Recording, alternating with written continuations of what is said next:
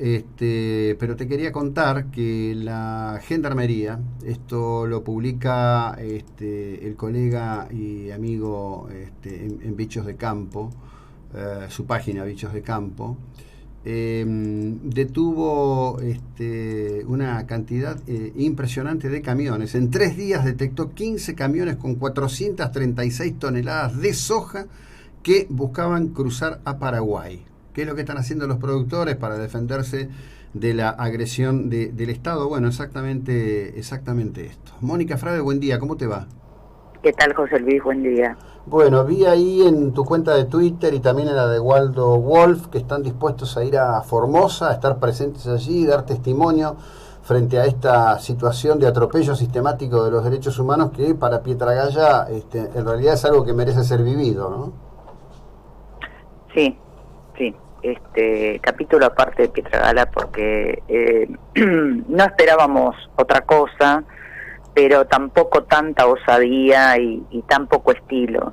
Efectivamente vamos a estar viajando, creemos que tenemos que tener la otra versión de los hechos. En realidad hay demasiada información pública, hay mucho material fílmico, testimonios, de modo que si la verdad necesita fuente, ahí está, pero corresponde que los diputados nos hagamos presente. Por supuesto, nosotros comunicamos. Yo integro la Comisión de Derechos Humanos de la Cámara de Diputados y le hemos cursado esa invitación a su presidente, que es Yasky, el diputado Yasky, que por supuesto no ha respondido, pero hubiera correspondido que el oficialismo de la Cámara también estuviera presente para que el informe que nosotros elaboremos sea unánime. Uh-huh. Así que sí, nos haremos presente y recorreremos los lugares donde Pietragala no ha podido llegar. Bueno, estamos hablando de Hugo Yasky, ¿no? Estamos hablando de alguien que viene de la agremiación docente, y de alguien que, bueno, se presentó muchos años como una alternativa al sindicalismo tradicional. La verdad que es increíble cómo todos terminan envueltos en el mismo barro, ¿no? Bueno, terminaron todos los que tenían esa tradición activa en los derechos humanos, terminaron todos fagocitados por el proyecto oficialista que incluye a los más autoritarios y los que encarnan regímenes, digamos, completamente a espaldas de los derechos humanos. Vos fíjate que, José Luis, nosotros en la Comisión de Derechos Humanos de la Cámara, a lo largo del año 2020, que todos sabemos la innumerable cantidad de violaciones a los derechos humanos, porque si algo ha ocurrido en pandemia, y esto no tiene nada que ver con el virus, sino con los sistemas políticos, es la sucesión de violaciones de derechos humanos. Ayer murió la chiquita Abigail, que es casi un emblema, entre otros, de lo que ha sucedido en pandemia. Pues bien, la Comisión de Derechos Humanos, a instancias de Yasky, se reunió 5 veces en el año 2020. Una vez en el mes de mayo para organizar la agenda del año. La segunda vez en agosto, donde vino la ministra Frederick y Pietragala, hablar de violencia institucional en abstracto. Cuando queríamos llevar a los temas en concreto, no había respuestas. Y las últimas 3 sesiones de la Comisión de Derechos Humanos se trató la inscripción de los desaparecidos en los legajos laborales de las empresas donde trabajaban cuando fueron desaparecidos, es decir, derechos humanos históricos. Esta fue la penosa actividad de la Comisión de Derechos Humanos. Por lo tanto, desde Juntos por el Cambio vamos a generar una agenda que lamentablemente va a tener que estar por fuera del Congreso, porque así como en otras comisiones, el oficialismo niega la realidad y la disimula. Lo de Pietragala fue un claro caso de disimulo y fue en realidad descomprimirle la situación política en la que estaba cayendo lentamente el régimen de Infran. Así que lo de Pietragala, como la de otros militantes de derechos humanos, podemos citar a Donda también, da vergüenza, y creo que después de esto, la historia que han tenido, la escasa historia que han tenido, porque en realidad estamos hablando de personas cuyo pasado solamente tuvo que ver con ser hijos de desaparecidos, que a mi modo de ver esto no reporta méritos por sí, pero bueno, ha quedado blanco sobre negro.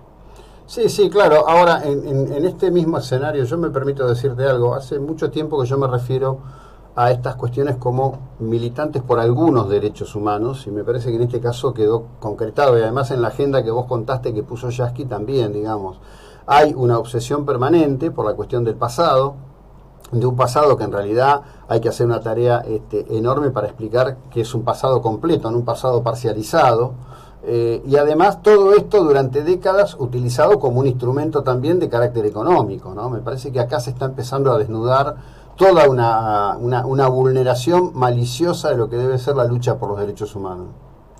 Sí, yo creo que la obsesión es ocultar o disimular la realidad actual. Nosotros estuvimos todo un año hablando de la muerte de Maldonado, todo un año donde el oficialismo ha hecho las barbaridades más grandes que a uno se le pueda ocurrir. Sin meterme en los pormenores del caso Maldonado, a toda esta gente le es indiferente el régimen de Infran, le es indiferente el régimen de Zamora, que tenemos que decir que Santiago del Estero no está mucho mejor que Formosa.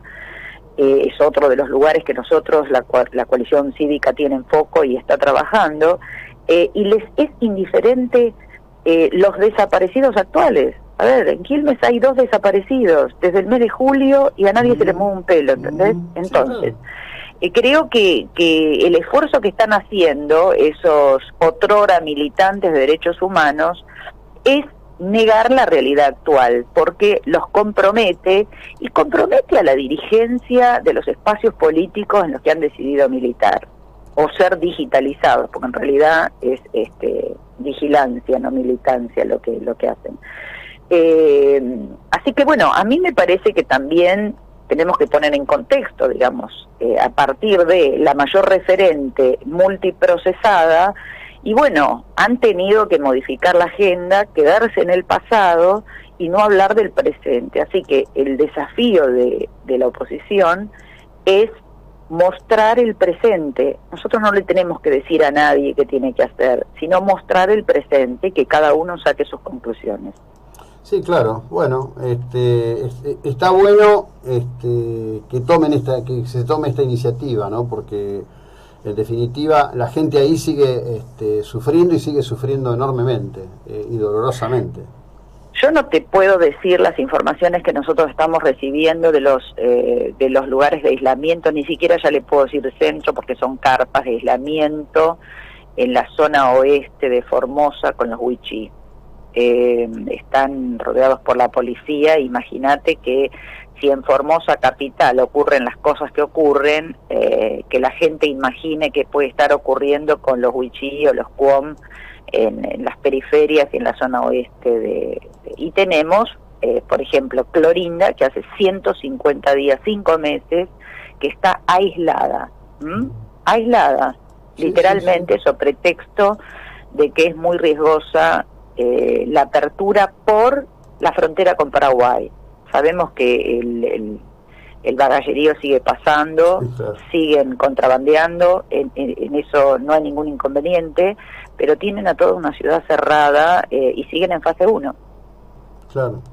Sí, sí, bueno, no, pero a ver, te digo la verdad, lo hemos hablado, pero desde el inicio el objetivo fue utilizar la pandemia como un elemento de control social. Esto se ve claramente, sí. Muy claramente, muy expuesto, no es solo Formosa, es Chaco, es Santiago del Estero. Sí, sí, lo hemos hablado muchas veces y eso se vio y se ve con absoluta claridad, que el virus para esta gente ha sido una oportunidad que ha aprovechado y que sigue aprovechando. Bueno, estaremos en contacto y siguiendo lo que ocurre allí. Gracias, Mónica, que tengas un buen día. Gracias, José Luis. Gracias a todos ustedes. La diputada Mónica Frade, estamos en la 99.9.